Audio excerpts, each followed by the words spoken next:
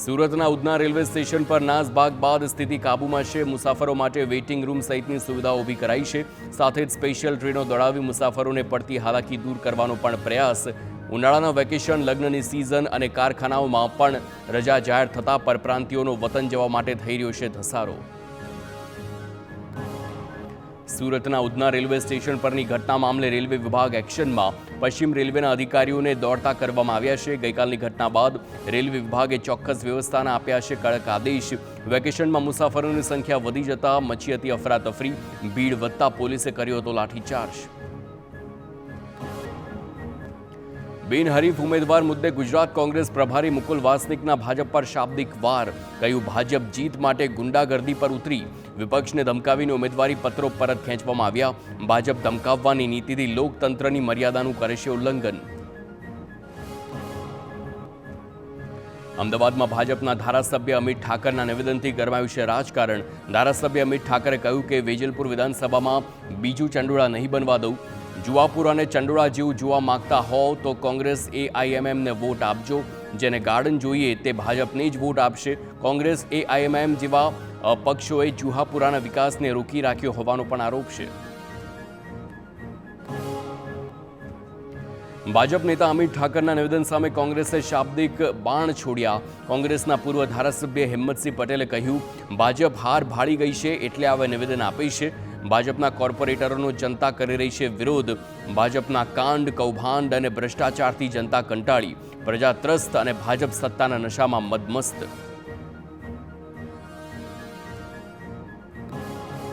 અમદાવાદમાં ચૂંટણી સમયે ભાજપ ઉમેદવારોના વિરોધ મુદ્દે સવાલ કરાતા શહેર ભાજપ પ્રમુખ પ્રેરક શાહ અકળાયા। મંત્રી દર્શના વાઘેલા જવાબ આપતા હતા અને તેની વચ્ચે પ્રેરક શાહે માઇક લઈ લીધું અને પ્રેરક શાહે ભાજપ પ્રચંડ બહુમતી સાથે જીતશે તેમ કહીને ચાલતી પકડી। પ્રદેશથી આવેલા મંત્રી અને ચૂંટણી સમિતિના સંચાલકને છોડી પ્રેરક શાહ રવાના થયા। જોકે ગોરધન ઝડફિયાએ મામલો થાળે પાડવાનો પ્રયાસ કર્યો। નર્મદાના ડેડિયાપાડામાં સભાને સંબોધતા હર્ષ સંઘવીએ આમ આદમી પાર્ટી પર પ્રહાર કર્યા અને કહ્યું કે ઝાડુવાળા દિલ્હીથી 20 કરોડ લાવ્યા છે। તે સમાજોને અંદરો અંદર ઝઘડાવવા રૂપિયા લઈને આવ્યા છે। વધુમાં કહ્યું કે એક મતના 100 રૂપિયા આપવાના છે। આમ આદમી પાર્ટી અને કોંગ્રેસને ગામમાં ઘૂસવા ન દેતા।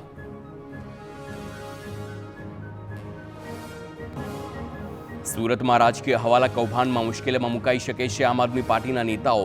ક્રાઇમ બ્રાન્ચ ઉપરાંત IT વિભાગે પણ શરૂ કરી છે તપાસ। સુરતના અનેક સ્થાનિક નેતાઓને ટૂંક સમયમાં પૂછપરછ માટે આવી શકે છે તેડું। આકાશ મિશ્રા અને અજય તિવારી સાથે સીધા સંપર્કમાં રહેલા નેતાઓની પૂછપરછની શક્યતા। તો સુરત દિલ્હી વચ્ચે આંગડિયા મારફતે રાજકીય ફંડિંગના લાખોના વ્યવહારની આશંકા। સુરતના મૈદરપુરાની અરવિંદ હિરેનભાઈ આંગડિયા પેઢીમાં લવાઈ હતી રોકડ રકમ। પેઢીમાંથી જ હવાલાનો સમગ્ર વ્યવહાર કરાયો હતો। આંગડિયા પેઢી મારફતે 4 થી 5 મહિનામાં 1 થી સવા કરોડના વ્યવહારો કરવામાં આવ્યા। સુરતમાં હવાલા કેસ અંગે આમ આદમી પાર્ટી પ્રદેશ પ્રમુખ ઈસુદાન ગઢવીએ ભાજપ પર પ્રહાર કર્યા અને કહ્યું કે ભાજપ ડરી ગઈ હોવાથી નવા અખતરા કરી રહ્યું છે। ભાજપની પોલીસ છે, તેમને જે કરવું હોય એ કરે। વધુમાં જણાવ્યું કે જે નામ સામે આવી રહ્યા છે એમને હું ઓળખતો નથી, રૂપિયા નથી એટલે તો ઓછા ઉમેદવારો લડાવી રહ્યા હોવાનું કહ્યું। સુરતના ચલથાણમાં પ્રચાર માટે આવેલા નાયબ મુખ્યમંત્રી હર્ષ સંઘવીએ વિપક્ષ પર નિશાન સાધ્યું છે। કહ્યું કે ગુજરાત વિરોધી તત્વોને જનતા ફરી આપશે જ આકારો। ભાજપના શાસનમાં દીકરીઓ સુરક્ષિત પરંતુ કોંગ્રેસમાં અંધારું હતું। મલ્લિકાર્જુન ખડગેને પણ આડે હાથ લેતા ઉમેર્યું કે ગુજરાતની અસ્મિતાને ઠેસ પહોંચાડનારનો હિસાબ ગુજરાતના નાગરિકો વ્યાજ સાથે કરે છે। AIMM અધ્યક્ષ અસદુદ્દીન ઓવૈસીએ સુરતના મુસ્લિમ બહુમતી ધરાવતા વિસ્તારમાં જંગી જનસભા યોજી। UCC અને અશાન ધારા અંગે કહ્યું કે UCC દ્વારા મુસ્લિમોને ધર્મથી દૂર કરવાનું ષડયંત્ર છે। અશાન ધારા પર પણ ઓવૈસી ઉઠાવ્યા સવાલ। ગુજરાતમાં 25 વર્ષથી કોમી રમખાણ નથી થયા તો અશાન ધારાની શું જરૂર છે તેવા પ્રશ્નો કર્યા છે। ખરીદનાર અને વેચનાર રાજી હોય તો સરકારને શું વાંધો છે તેવો કર્યો સવાલ। સુરતમાં વસતા પશ્ચિમ બંગાળના શ્રમિકો મતદાન કરવા માટે રવાના થયા છે। ભાજપના નેતા છોટુ પાટીલની આગેવાનીમાં શ્રમિકોએ ટ્રેન પકડી છે। શ્રમિકો વોટર સ્પેશિયલ ટ્રેનમાં વતન ગયા છે। 1300 શ્રમિકોને ભાજપ તરફી મતદાન માટે મોકલાયા પશ્ચિમ બંગાળ। ઉધના સ્ટેશન પર મિની બંગાળ જેવો માહોલ સર્જાયો। સુરત મહાનગરપાલિકાની ચૂંટણીમાં કોંગ્રેસનો મોટો ફટકો પડ્યો છે. વોર્ડ નંબર 18માંથી કોંગ્રેસમાંથી ઉમેદવારી પરત ખેંચનાર રામ આનંદીએ કર્યા છે કેસરિયા. કોંગ્રેસના સિનિયર નેતા રવિન્દ્ર પાટીલ પણ ભાજપમાં જોડાયા છે. પ્રધાન પાટીલની હાજરીમાં 2700 કોંગ્રેસી કાર્યકરોએ ધારણ કર્યો છે ભગવો. સુરતમાં નાયબ મુખ્યમંત્રી હર્ષ સંઘવીની લુખ્ખા તત્વોને ચેતવણી. જાહેર મંચ પરથી કહ્યું કે કોઈ પણ પ્રકારનો ચમરબંધી આવે તેને છોડવામાં નહીં આવે. ધાર્મિક સ્થાનો પર દબાણ કર્યા હશે તો તેનો નિકાલ લાવવાના છે. કચ્છમાં દારૂનો અડ્ડો ચલાવતા શખ્સો કબજે કરેલી જગ્યા પરનું મકાન તોડ્યું, ત્યાં પોલીસ સ્ટેશન બનાવ્યું છે. વડોદરાના ડભોઈ તાલુકા અને જિલ્લા પંચાયતની બેઠકો માટે પોસ્ટલ બેલેટ મતદાન યોજાયું છે, જેમાં ચૂંટણીમાં ફરજ બજાવતા 454 જેટલા કર્મચારીઓએ મતદાન કર્યું છે, પરંતુ મતદાન દરમિયાન યોગ્ય વ્યવસ્થા ન કરતા કર્મચારીઓ કાળઝાળ ગરમી અને બફારા વચ્ચે હેરાન થતા ચૂંટણી પંચની કામગીરી પર સવાલ. રાજકોટમાં ચૂંટણી પ્રચાર વખતે નણંદ ભાભી નયનાબા અને રીવાબા સામે આવ્યા છે. વોર્ડ નંબર 2માં ચૂંટણી લડતા નયનાબાને ભાભી રીવાબાએ પહેલા પાઠવી શુભકામના અને પછી કર્યા શાબ્દિક પ્રહાર. કહ્યું કે એમને ખૂબ જ શુભકામના, પણ જીતશે તો ભાજપના ઉમેદવારને લોકો જંગી લીડથી જીતાડશે. તો બીજી તરફ ભાભીની શુભકામના પર નણંદ નયનાબાએ માન્યો છે આભાર. સાથે જ ઉમેર્યું કે જીત કોની થશે તે તો સમય જ બતાવશે. કોંગ્રેસ અધ્ધરતાલ વાત નહીં, પણ જમીન પર રહીને કરે છે કામ. 5 વર્ષમાં ભાજપના કોર્પોરેટરો ક્યાંય ન દેખાયા. ભાજપે કામ કર્યું હોત તો દરેક વોર્ડમાં ઉમેદવાર બદલવાની જરૂર કેમ પડી તેવો પ્રશ્ન કર્યો. રાજકોટના ધોરાજીમાં કોંગ્રેસ ભાજપ વચ્ચે જામ્યું છે વાક યુદ્ધ. કોંગ્રેસે કહ્યું કે તાલુકા અને જિલ્લા પંચાયતની ચૂંટણીમાં ભાજપ હાર ભાળી ગઈ છે. ભાજપના નેતાઓ માનસિક સંતુલન ગુમાવી બેઠા છે. તો ભાજપે કોંગ્રેસે જવાબ આપતા કહ્યું કે ખેડૂત અને મધ્યમ વર્ગ ભાજપની અનેક યોજનાઓથી ખુશ છે. તાલુકા અને જિલ્લા પંચાયતમાં ભાજપનું શાસન આવશે. રાજકોટમાં વોર્ડ નંબર 15માં કોંગ્રેસને લાગ્યો છે ઝટકો. ટિકિટ ન મળતા નારાજ પૂર્વ કોર્પોરેટર પ્રવીણ સોરાણીએ છોડ્યો પંજાનો સાથ. પ્રવીણ સોરાણી અને તેમના પત્ની ભાજપના સમર્થનમાં દેખાયા. કોળી સમાજના આગેવાને કેસરીઓ ધારણ કરીને શરૂ કર્યું છે પ્રચાર. ભાજપ ઉમેદવારનું હાર પહેરાવી સ્વાગત કરી ટેકો જાહેર કર્યો.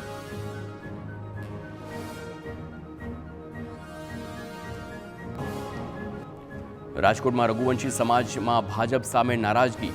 ધારાસભ્ય દર્શિત આશાએ ટિકિટ આપવા ભેદભાવ કર્યો હોવાનો આક્ષેપ. દર્શિત આશાએ રઘુવંશી સમાજની નારાજગી અંગે બોલવાનું ટાળ્યું છે. દર્શિત આશાએ કહ્યું કે ટિકિટ કોને આપવી તેનો નિર્ણય પાર્ટી કરે છે. રઘુવંશી સમાજમાંથી 3 મહિલાને ટિકિટ આપવામાં આવી છે. જામનગરમાં વોર્ડ નંબર 12ની ચૂંટણી ચર્ચાનો વિષય બની છે. તેવામાં સુન્ની મુસ્લિમ હાલાઈ મેમણ જમાત દ્વારા કોંગ્રેસને ટેકો જાહેર કરવામાં આવ્યો. અગાઉ કુરેશી સમાજે કોંગ્રેસનો બહિષ્કાર કર્યો હતો. મેમણ જમાતખાના ખાતે કોંગ્રેસની પેનલને ટેકો જાહેર કરવામાં આવ્યો. વોર્ડ નંબર 12ની ચૂંટણીના કોંગ્રેસ ઉમેદવાર અલ્તાફ ખફી, આમ આદમી પાર્ટીના અસલમ ખિલજી અને કોંગ્રેસના અન્ય મહિલા ઉમેદવારના પતિ ગુજસી ટોકના ગુના હેઠળ જેલમાં છે. ગીર સોમનાથમાં ચૂંટણી પ્રચાર દરમિયાન ભાજપ પ્રદેશ પ્રમુખ જગદીશ વિશ્વકર્માએ કોંગ્રેસી ધારાસભ્ય વિમલ ચુડાસમાને મૂંગીમાં કહેતા વિવાદ સર્જાયો. કહ્યું, તમારા ધારાસભ્ય મૂંગીમાની જેમ વિધાનસભામાં બેસી રહેશે. સમગ્ર વિધાનસભા સત્ર દરમિયાન કંઈ બોલતા જ નથી. ગીર સોમનાથની જરૂરિયાત માટે કોઈ પણ પ્રકારની રજૂઆત ન કર્યાનો પણ આક્ષેપ કર્યો. જગદીશ વિશ્વકર્માના નિવેદન બાદ વિમલ ચુડાસમાએ પણ પલટવાર કર્યો અને કહ્યું કે સૌથી વધુ પ્રશ્નો મેં ઉઠાવ્યા અને તેના મારી પાસે પુરાવા છે. શા માટે વિધાનસભા લાઈવ નથી કરતા? ભાજપની સ્થિતિ ખરાબ છે એટલે ઇજ્જત બચાવવા માટે જગદીશ વિશ્વકર્માને અહીં આવવું પડ્યું હોવાનો પણ આક્ષેપ કર્યો. સાબરકાંઠાની ઈડર નગરપાલિકામાં અપક્ષ ઉમેદવારી કરનારને ભાજપે સસ્પેન્ડ કર્યા. પૂર્વ કોર્પોરેટર અને આગેવાનો સહિત 10 લોકોને ભાજપમાંથી કરાય છે સસ્પેન્ડ. ઈડર નગરપાલિકાના પૂર્વ પ્રમુખ જયસિંહ તંવરને હોદ્દા પરથી દૂર કરવામાં આવ્યા. ઈડરના 3 વોર્ડમાં 9 જણાએ અપક્ષ પેનલ રચી હતી. મોરબીના રાજ્યકક્ષાના પ્રધાન કાંતિ અમૃત્યાએ જાહેરમાં માફી માંગી છે. પોતાના કાર્યકરોને ટિકિટ ના આપી શકતા કાંતિ અમૃત્યાએ ક્ષમા માંગી છે. મોરબી કોર્પોરેશનના વોર્ડ નંબર 8ની જાહેર સભામાં કાંતિ અમૃત્યાએ કાર્યકરોની નારાજગી દૂર કરવાનો પ્રયાસ કર્યો. પોતે પોતાના કાર્યકરોને ટિકિટ કેમ ના આપી શક્યા તે અંગે પણ ખુલાસો કર્યો. પોરબંદરના ભાજપના પૂર્વ સાંસદ હરિ પટેલનો વધુ એક વાણી વિલાસ. હરિ પટેલે પોલીસને લાંચ લીધી ભ્રષ્ટાચારી ગણાવી છે. પોલીસ પાસેથી કાર્યકરોને નાણાં પાછા અપાવ્યા હોવાનો પણ કર્યો દાવો. કહ્યું કે લૂંટેલા રૂપિયા હરિ પટેલના ફોનથી પાછા આપવા પડ્યા. સારા કામ દિવસે અને નબળા કામ રાત્રે કરવાનો પણ બફાટ કર્યો. સાંસદ મનસુખ વસાવાએ પોતે નારાજ હોવાની વાતોને ફગાવી છે. કહ્યું કે સંસદ શરૂ હોવાના કારણે ત્યાં હતો. વિપક્ષે નારાજ હોવાની ખોટી અફવા ફેલાવી છે. મારો હાથ કાપશો તો પણ લોહીમાં ભાજપ હશે. સાથે જ નારાજ કાર્યકર્તાઓને મનાવવા અપીલ કરી છે. મારી દીકરી સક્ષમ હતી છતાં ટિકિટ ન મળી, છતાં આજે પણ તે ભાજપનો પ્રચાર કરે છે. બનાસકાંઠાની વડગામ અને પાલનપુર તાલુકા પંચાયત તેમજ જિલ્લા પંચાયતની બેઠક પર જીત મેળવવા ભાજપે કમર કસી છે. ઠાકોર સમાજનું પ્રભુત્વ ધરાવતા વિસ્તારોમાં ભાજપે સ્ટાર પ્રચારક તરીકે અલ્પેશ ઠાકોરને ઉતાર્યા. અલ્પેશ ઠાકોરે જંગી સભા સંબોધી કોંગ્રેસને આડે હાથ લીધી છે. સ્થાનિક મુદ્દાઓની સાથે અલ્પેશ ઠાકોરે મહિલા અનામત મુદ્દે પણ કોંગ્રેસ પર પ્રહાર કર્યા. અમદાવાદમાં ઇન્ડિયા કોલોની વોર્ડમાં સ્થાનિકોએ ભાજપનો વિરોધ કર્યો છે. અનિલ સ્ટાર્ચ મિલ પાસે ભાજપ ઉમેદવારો અને કાર્યકરોનો લોકોએ હોરીઓ બોલાવીને ભાજપ હાય હાયના સૂત્રોચ્ચાર કર્યા.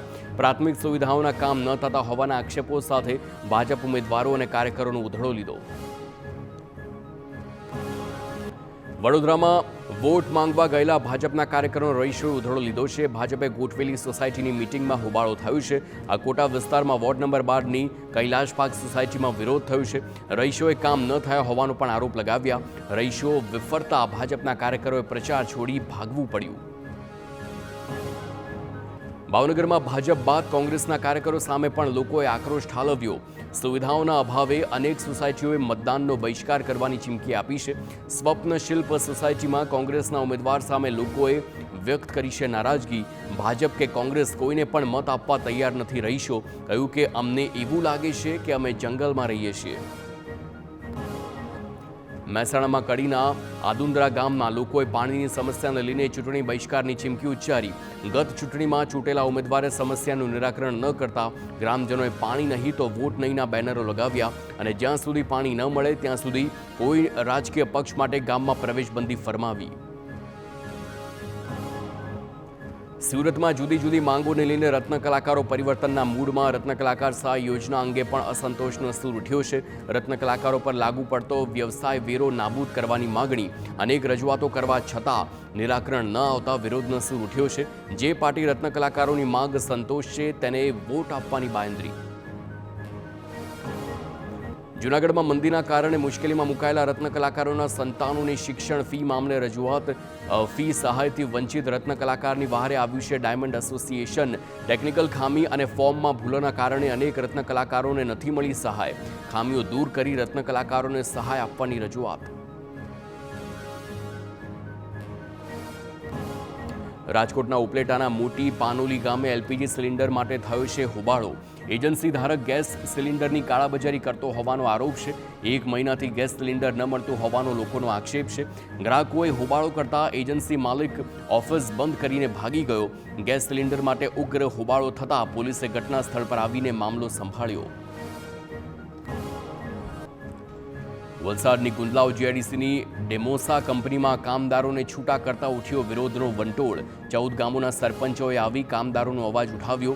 500થી વધુ કર્મચારીઓને છૂટા કરી દેવાતા પગારનો વિવાદ વકર્યો. સરપંચોએ 5 દિવસમાં યોગ્ય જવાબ આપવા અલ્ટિમેટમ આપ્યું છે. કામદારોને નોકરી પર પરત નહીં લેવાય તો તાળાબંધી કરાશે. ગરમીનો પારો ઉંચકાતા ગાંધીનગરમાં ઇન્દ્રોડા પાર્કમાં પ્રાણીઓ માટે ખાસ વ્યવસ્થા કરવામાં આવી છે.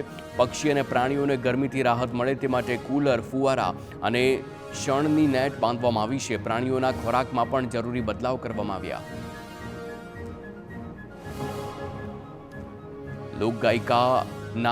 લોકગાયિકા કાજલ મહેરિયાના પ્રેમ લગ્ન અંગે કાજલના પરિવારજનો અને સમાજના આગેવાનોએ શેરથા પહોંચીને પૂછપરછ કરી છે. સાથે જ કાજલને છૂટાછેડા આપવા દબાણ પણ કર્યું.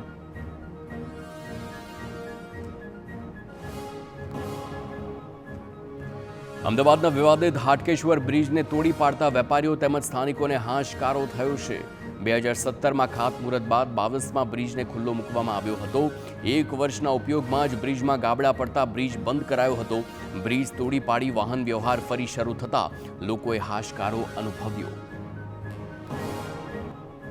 અમદાવાદમાં જીકાસ પ્રવેશ પ્રક્રિયાને લઈને રાજ્યની સરકારી યુનિવર્સિટીઓના પ્રતિનિધિઓની બેઠક યોજાઈ છે. ધોરણ 12ના પરિણામ પૂર્વે જ સરકારી યુનિવર્સિટીમાં પ્રવેશ પ્રક્રિયા શરૂ થશે.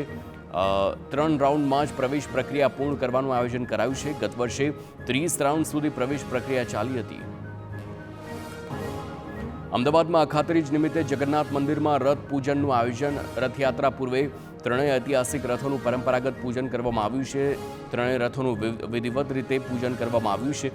16 જુલાઈએ નીકળશે ભગવાન જગન્નાથની 149મી રથયાત્રા. શક્તિપીઠ અંબાજીમાં આગામી 22 અને 23 એપ્રિલે ગબ્બર પર્વત પર દર્શન બંધ રહેશે. ગબ્બર પર્વત પર અને રોપવેના ટાવર પાસે મધપુડાઓ દૂર કરવાની કામગીરી કરાશે. આ દરમિયાન ગબ્બર પર મા અંબાના દર્શન અને રોપવે સેવા સંપૂર્ણ બંધ.